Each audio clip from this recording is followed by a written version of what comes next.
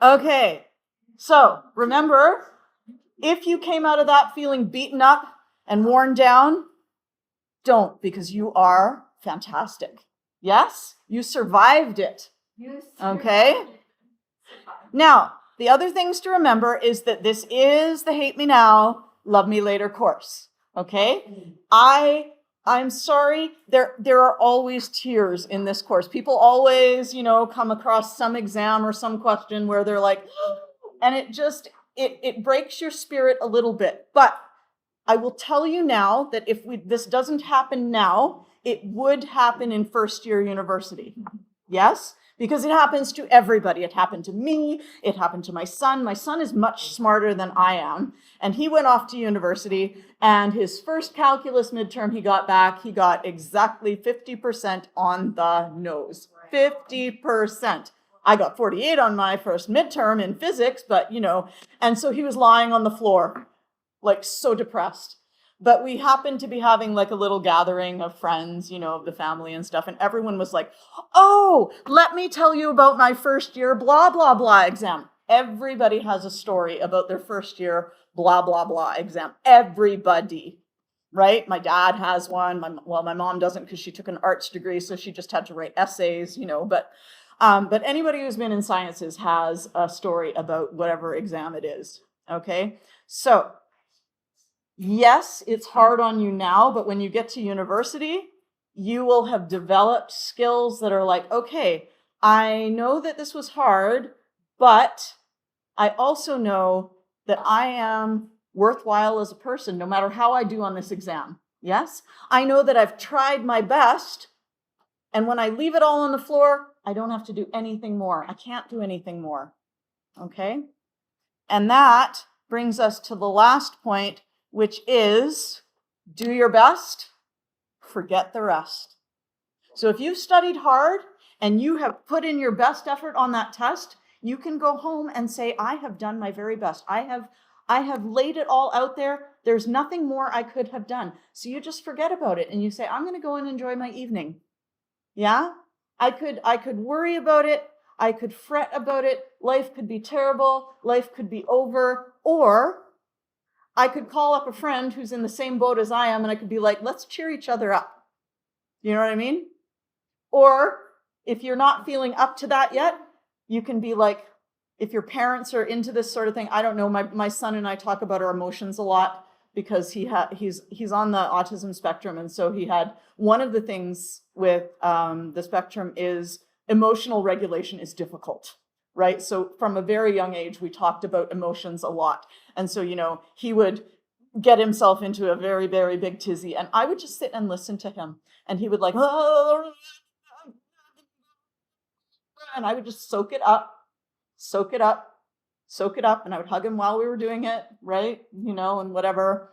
And yeah, and eventually he'd kind of like get calmed down and it would be okay. And then we'd go do something fun.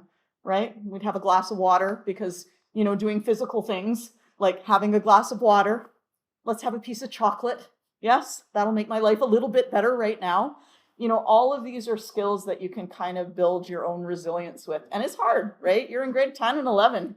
You're not supposed to like know these skills yet, right? Life was so easy just like a year ago, right? And now it's all like, ah, but you're going to be okay. All right? And if none of that makes you feel any better, remember, the lower the average, the more I scale. Okay, so we are going to today do some solutions stuff. We're going to finish off section 8.2. So we're in 8.2C, and we were on page 43. Actually, just before we do that, let us have you guys name 4 different intermolecular forces. And if you can name them, then you can describe them to your partner.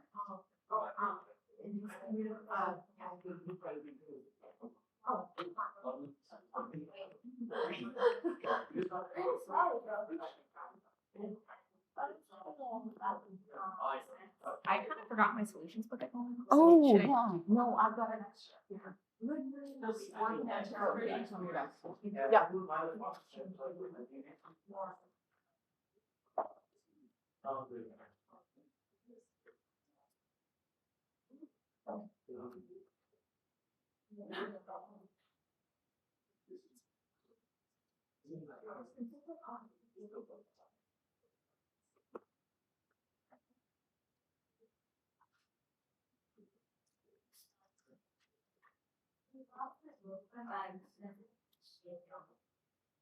That's okay. We can find you another one for now.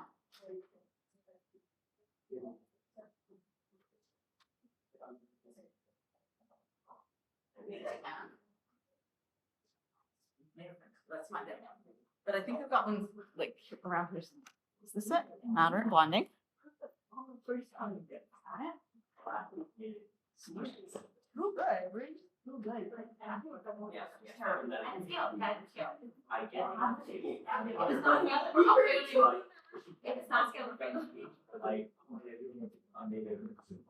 So, what are the 4 intermolecular forces? Number 1.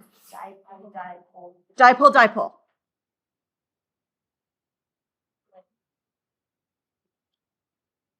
Number 2. Ion dipole. Number 3. London dispersion force. Dispersion, yes. And H bonding, hydrogen bonding.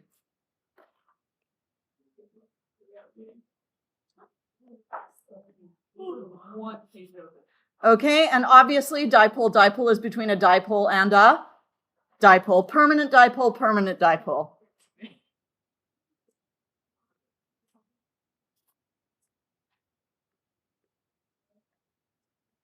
Ion dipole is between an ion and a permanent dipole. London dispersion forces are between temporary dipole and induced dipole. How does a temporary dipole form? Tell your neighbor. How does a temporary dipole form?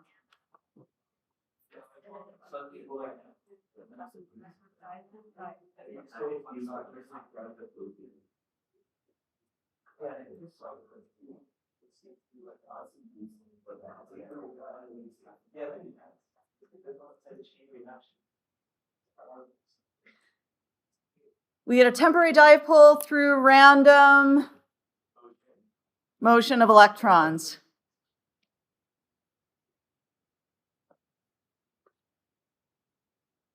And the induced dipole is, induced means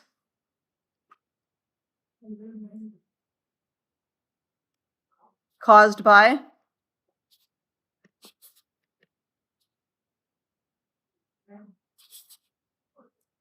Caused by the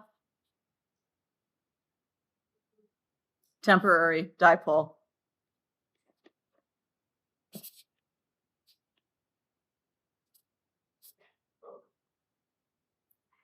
And hydrogen bonding, we would have, who needs to be attached to hydrogen?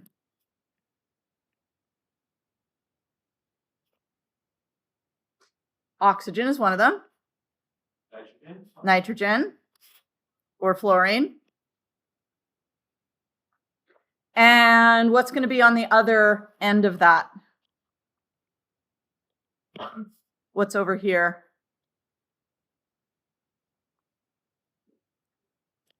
Either oxygen or nitrogen or fluorine. And I put them in different order just so you don't think it always has to be like an oxygen with an oxygen. It could be any one of these with any one of these, yes?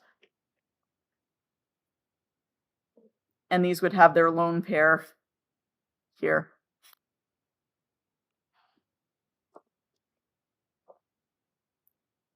Okay, cool.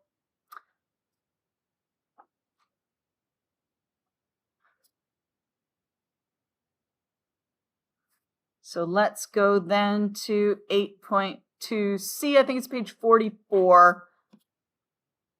And we had just looked at our London dispersion forces. Let us take a look at what happens when we dissolve iodine, which is I2 solid, in water, H2O, liquid.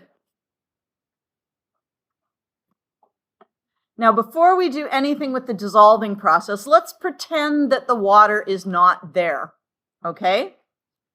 Here we have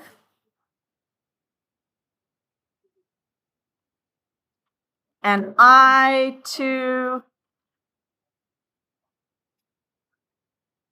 crystal. Guess what? It's a crystal lattice. But instead of having ions, we have molecules. It's a molecular crystal lattice.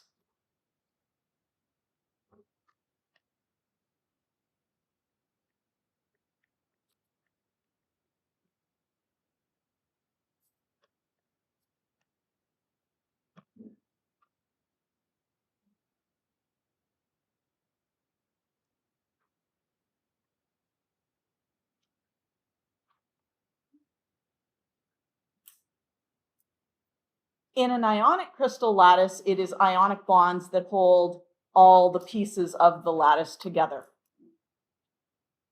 In a molecular crystal lattice, what is holding the molecules together? Intermolecular forces. Specifically, and have a chat with your neighbor about this, what type of IMF in between iodine and iodine?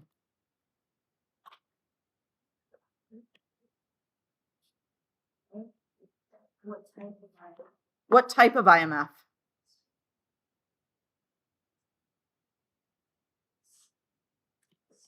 Is it dipole-dipole? Is it ion dipole? Is it London dispersion forces?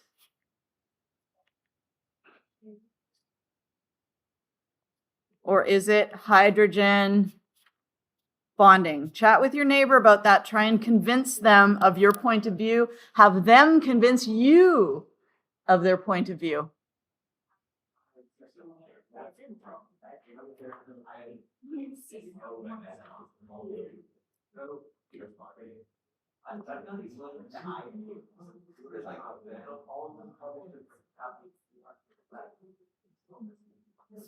Yeah. Without the water, no water.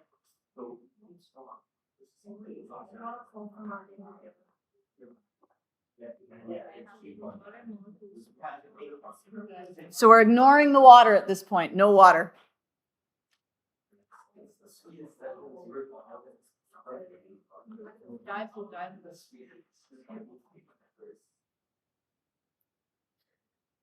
And feel free to refer to your sheet, the one that looks like that, if you want to, okay?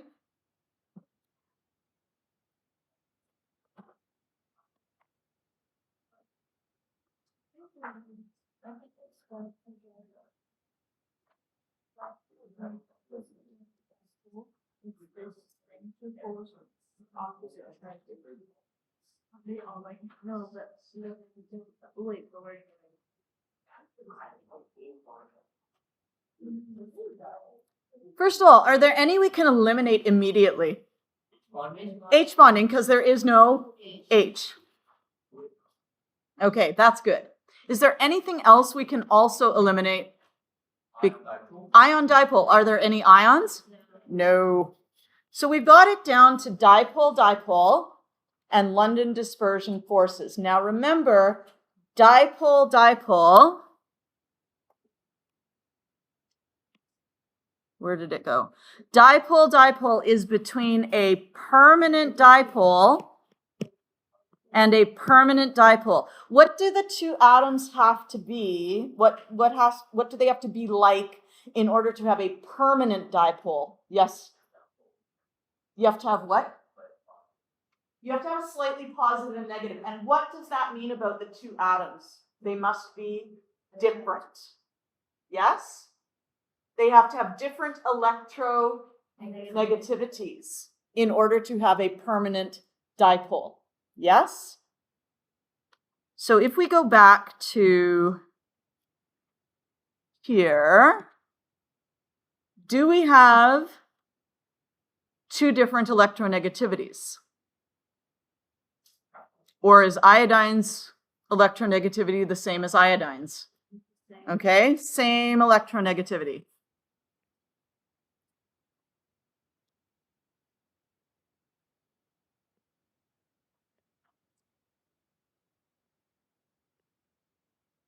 And therefore, there is no permanent dipole.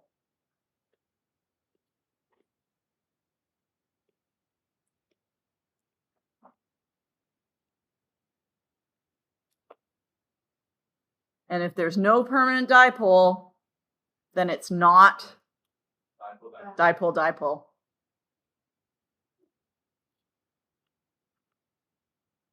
Which leaves us with London dispersion forces. London dispersion forces, they actually take place in all substances. If you have an ion, it can actually form a temporary dipole. If you have a polar molecule, it can actually form a temporary dipole as well, right? A permanent dipole can also have a temporary dipole.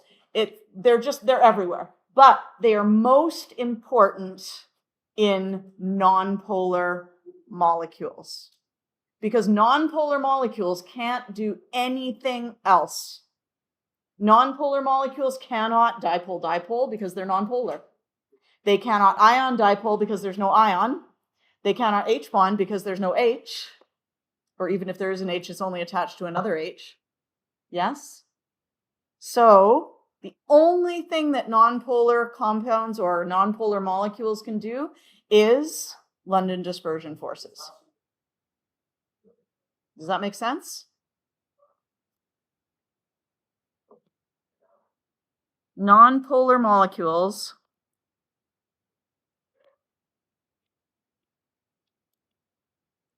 can only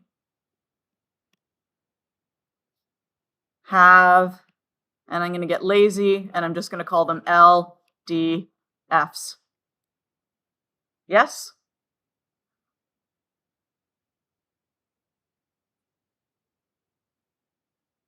Does that statement make sense? Think about it for a minute, and then give me, once you've thought about it, give me a thumbs up, thumbs down, thumbs in the middle.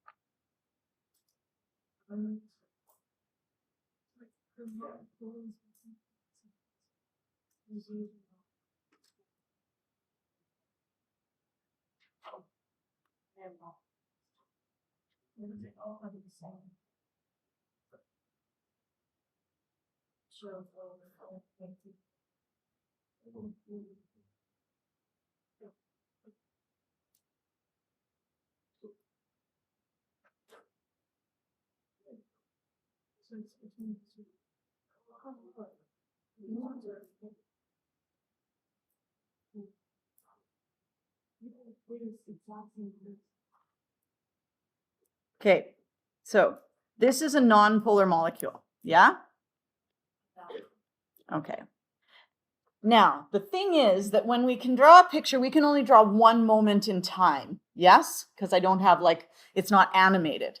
So sometimes they're going to look like this, where all the electrons are evenly distributed. But other times they are going to look like this, where we have those dipoles and induced dipoles, okay? So we have to infer from this diagram that we have temporary dipoles.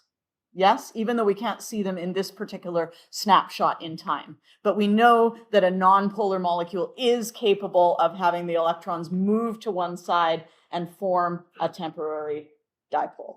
Yes? Okay.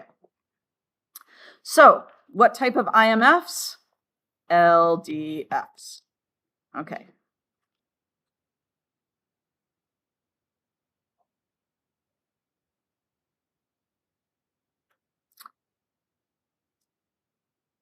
Now let's imagine, now we're going to bring water into the equation. Water is coming in and we see a water with a little negative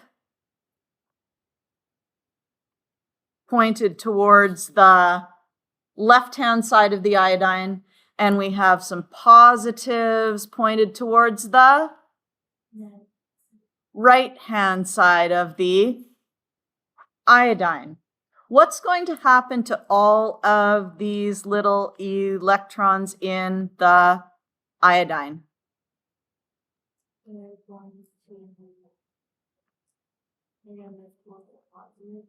They're going to move towards the positive and they're going to move away from the negative.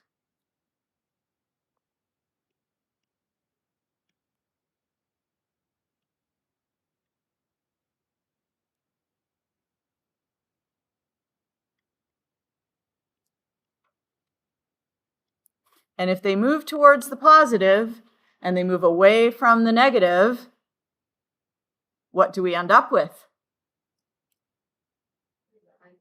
A dipole. Was it caused by random motion or was it caused by something in particular? It was caused by H2O. So what kind of dipole is it?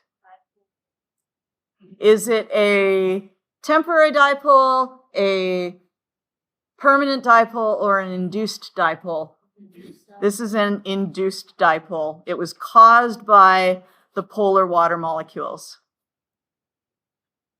Remember, induced means caused by.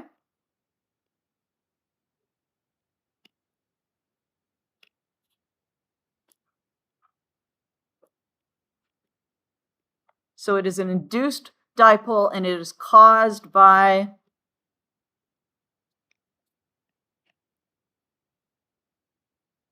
water. And what is water? What type of thing is water? It's a polar molecule.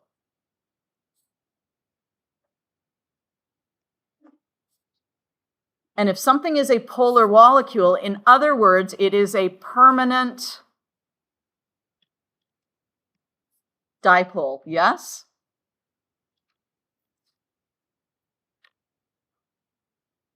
So what are the positive and negative things interacting here? We have a permanent dipole, and it is interacting with a induced dipole.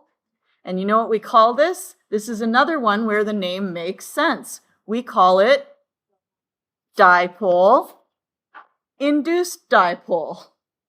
Okay, so we have a dipole inducing a dipole. So this is called a dipole-induced dipole force. And I will be honest with you, AP rarely talks about this. Yes, I don't think it's going to come up on the AP exam, but I am mentioning it to you because A, you never know what they might choose to throw at you in the future, right? It is technically part of the curriculum. And B, if you go to university, I don't know what their curriculum is going to say, but probably it wouldn't hurt to have at least heard of this before, right? So there we go, dipole-induced dipole.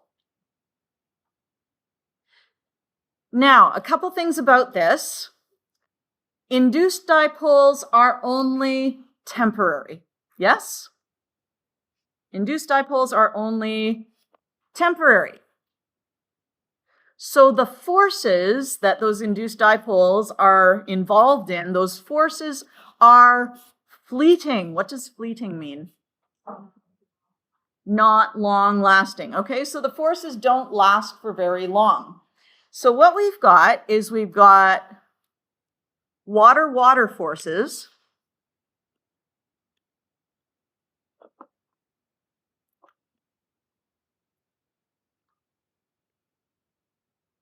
And what kind of force do we have between water and water?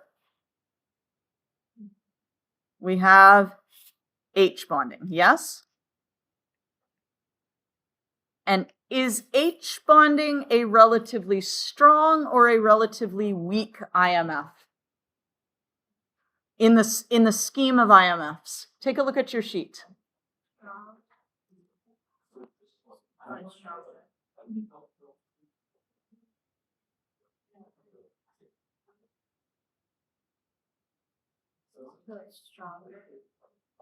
In the grand scheme of things, ion dipole is stronger, but hydrogen bonding is relatively strong. It's stronger than regular dipole, right? We've got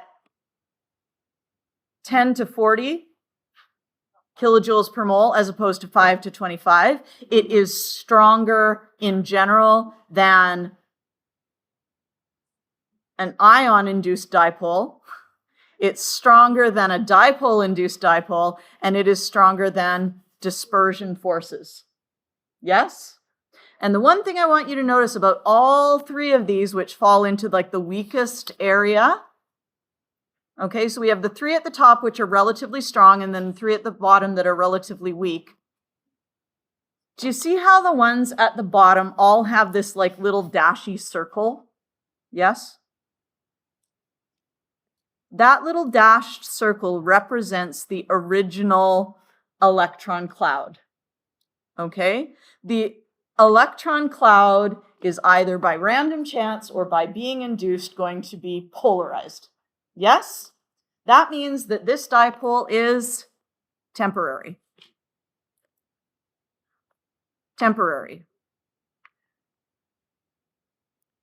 Temporary.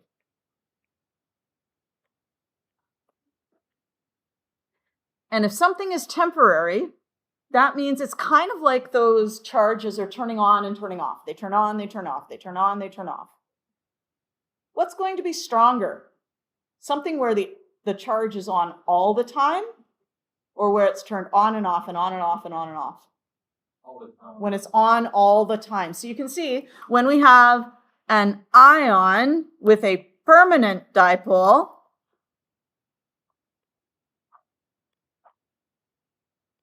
that's stronger. Yes? When we've got a hydrogen bond, which is a permanent dipole and a permanent dipole with the little naked hydrogen that allows it to get really close, that is relatively strong. Yeah? All of the ones that are relatively strong have permanent dipoles. Yep.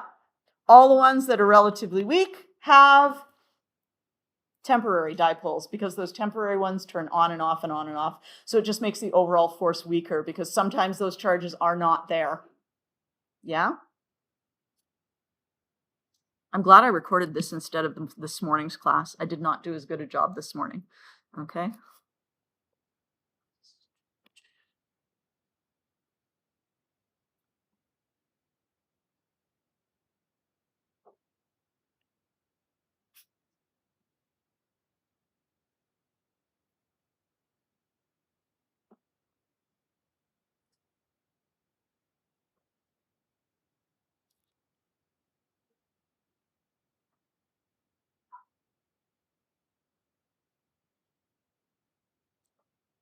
H2O and I2, what kind of intermolecular force is between H2O and I2? Feel free to refer to your sheet.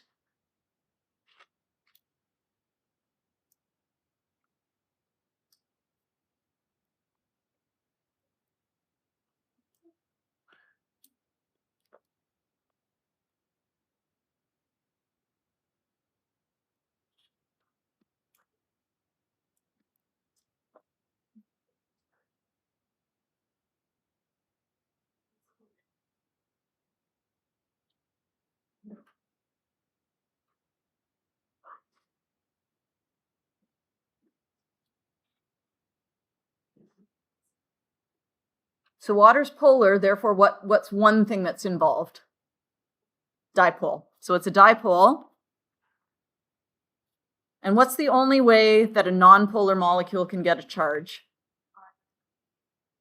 You can get ion with a, let's take a look. We can get an ion causing a nonpolar molecule to become a temporary dipole. We can have a dipole causing a nonpolar molecule to become a temporary dipole, or we can have a temporary dipole causing another temporary dipole. Which one do we have here? We've got water. Which one is water? Is water an ion? Is it a dipole? Is it a temporary dipole? It's a dipole. So we have a dipole, and then our I2, which is nonpolar, has an induced dipole, an induced temporary dipole. Okay.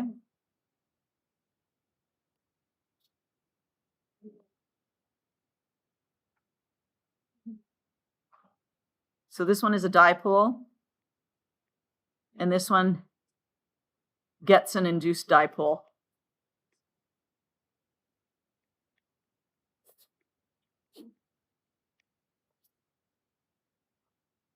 So this is called dipole induced dipole force or attraction.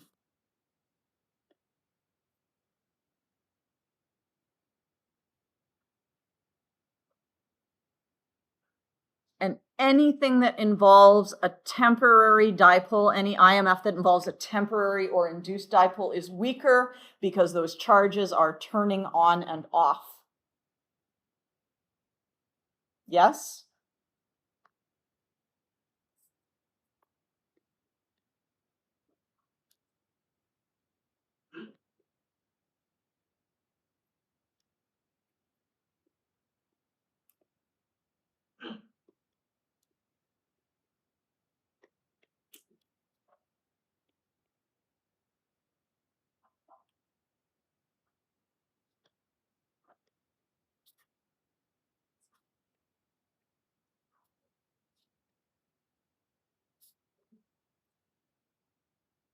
Because sometimes there's charges and sometimes there's not.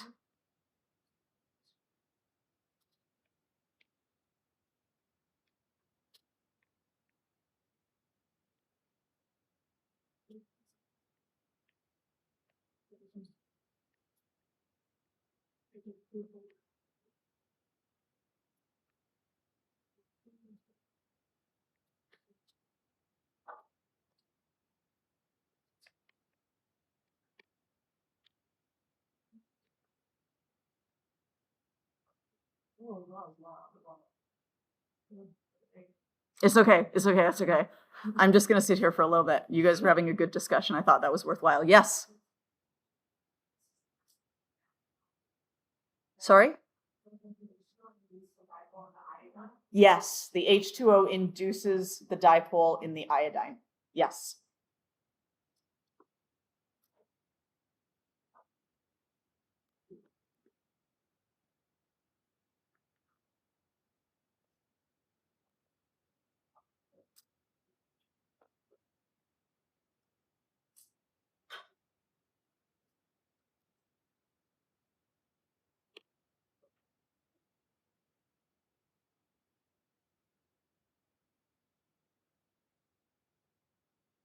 Now, again, I don't think AP is going to ask you this.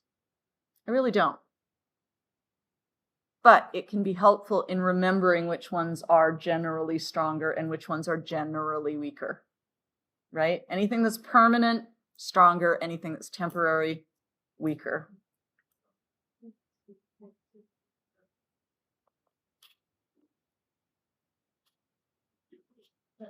Yep.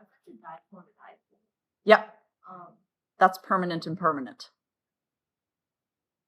And then dipole induced dipole, one's permanent. One's permanent and one is not permanent. So anytime you have anything resembling temporary, that's going to be, dipole induced dipole, again, you've got a temporary one, right?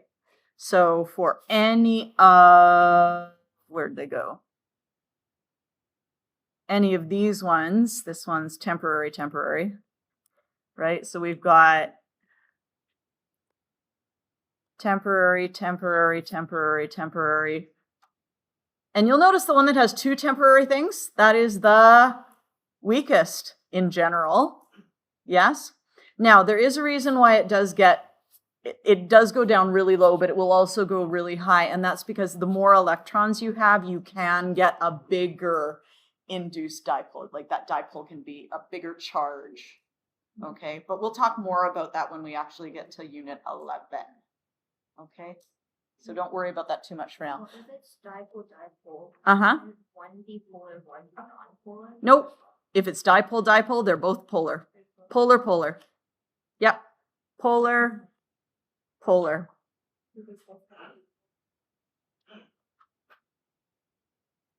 If you have dipole, induced dipole, you have polar and nonpolar. And if you have dispersion, you have nonpolar and nonpolar. Although I'm lying there because you can have dispersion forces between anything. Anything. If you have a polar molecule, its electrons can move around and cause the dipole to be larger than it might otherwise be. Yes?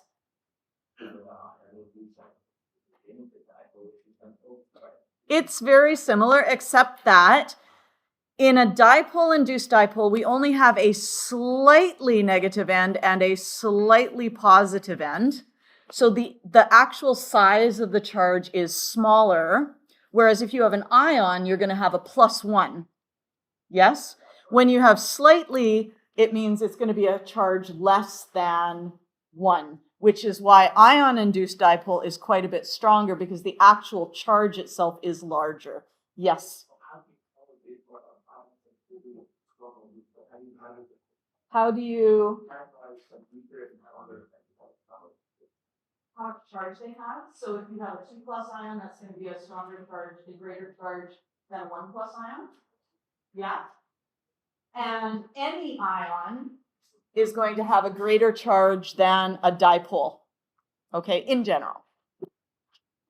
Always say in general because there's always exceptions to everything. But yeah. Awesome, thank you, perfect. Okay, let's see where we got to here. Okay. Oh, and look. We're essentially done. Okay. And your homework is to do, oh, you know what? We did do 8.2D in the other class, but I think you could read it, yes? Yes? So what you're going to do is you're going to do 8.2C and 8.2D.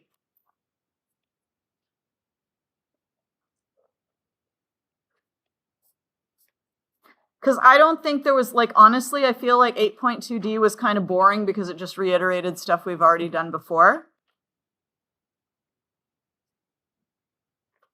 Yep. Boring, boring, boring. All stuff we've done before. So do read it because it sort of puts things in a different context. You learn what the prefixes intra versus inter mean. Maybe we should just talk about that.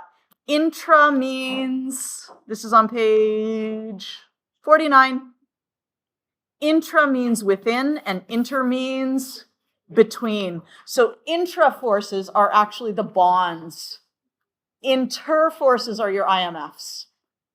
Yeah? Intra forces are strong, inter forces are weak. So we're going to finish off 8.2 over the weekend, and you'll be ready for 8.3. We'll start dilutions on Tuesday. Okay?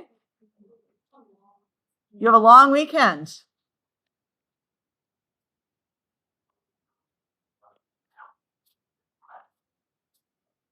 Yeah. That's what I was. Oh. Oh. Yeah. We can make something happen there. You know what?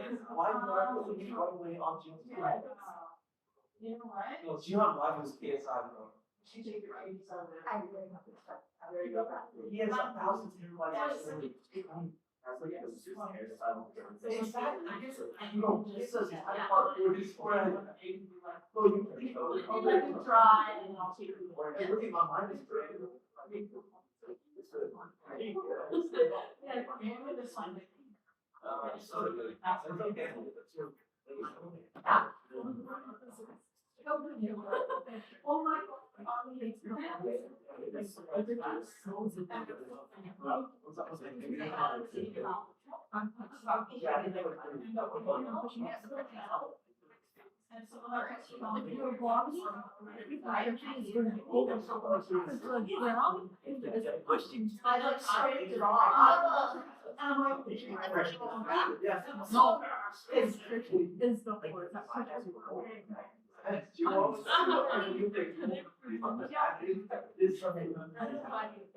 That's where the IV comes from.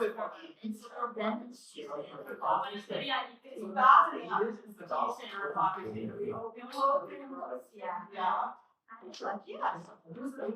what does that mean? I know what Intravenous? it is, but like I never knew So- like what it meant. Okay, so do you see this nice juicy vein here?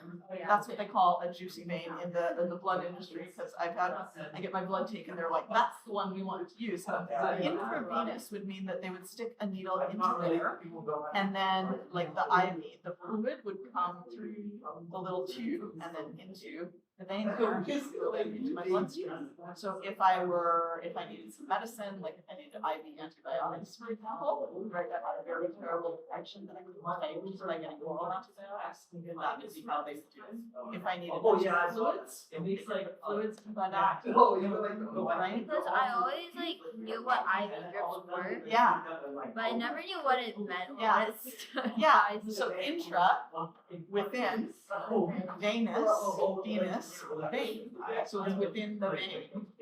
It goes within the vein. That makes sense. Yeah. That's actually one of the cool things about science is when you learn some of the words.